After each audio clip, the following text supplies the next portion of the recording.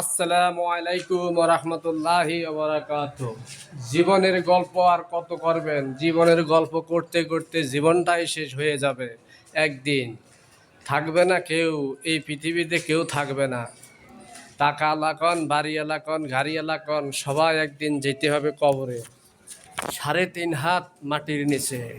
দেখেন ভাই, জীবনটা খুবই বড় সংকীর্ণময়। আমরা যারা ফেসবুকে কাজ করতেছি, আসলে কি, যারা কেউ আসে শখের বিষয় আর কেউ আসে ইনকামের বিষয়। তা আমরা যারা ইনকাম করতে ফেসবুকে কাজ করি, তাহলে আমাদের এটা মাথায় রাখতে হবে যে আমি একা একা সফল হতে পারবো না। সঙ্গী ছাড়া একা একা সফল হতে পারবো না, বন্ধু ছাড়া একা একা উপরে উঠা যাবে না। তাহলে আমাদের কি হবে, বন্ধু করতে হবে এবং সামনে আসা ভিডিওগুলো কমেন্ট করতে হবে। উপরে ঠেলা মারা যাবে না। উপরে যদি আমরা ঠেলা মারি তাহলে আমাদের ভিডিও ভাইরাল হবে না, এঙ্গেজমেন্টও হবে না, কোনো রিচও বাড়বে না।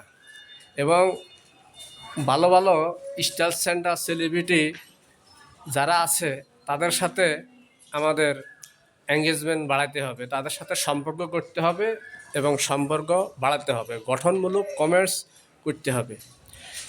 তো বন্ধুরা, আপনারা দেখেন, আসলে আমি রড মিস্ত্রি, কিন্তু এই যে কন্ট্রাক্টর তাদের জোন বেশি, কিন্তু ভাই এই রড মিস্ত্রি কাজে এখন দিনমজুরি কাজে চলে না।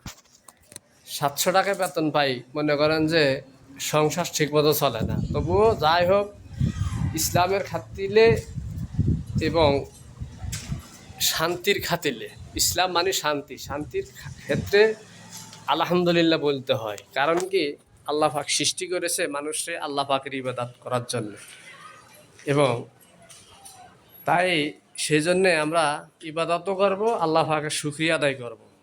তো যাই হোক, আপনারা এই ভিডিওটা সামনে পড়লে লাইক কমেন্ট শেয়ার করে দেবেন, যেহেতু আরও সকল ভাই বন্ধুরা এই ভিডিওটা দেখতে পায়।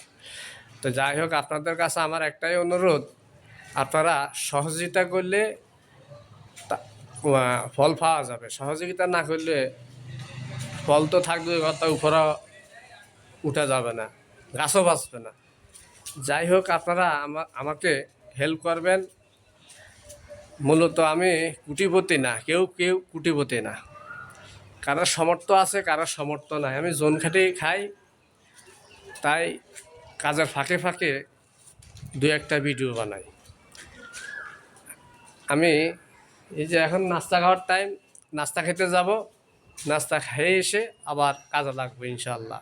তো সবাই সুস্থ থাকবেন, ভালো থাকবেন, বেশি বেশি গঠনমূলক কমেন্টস করে যাবেন। আসসালামু আলাইকুম ওয়া রাহমাতুল্লাহি ওয়া বারাকাতুহু।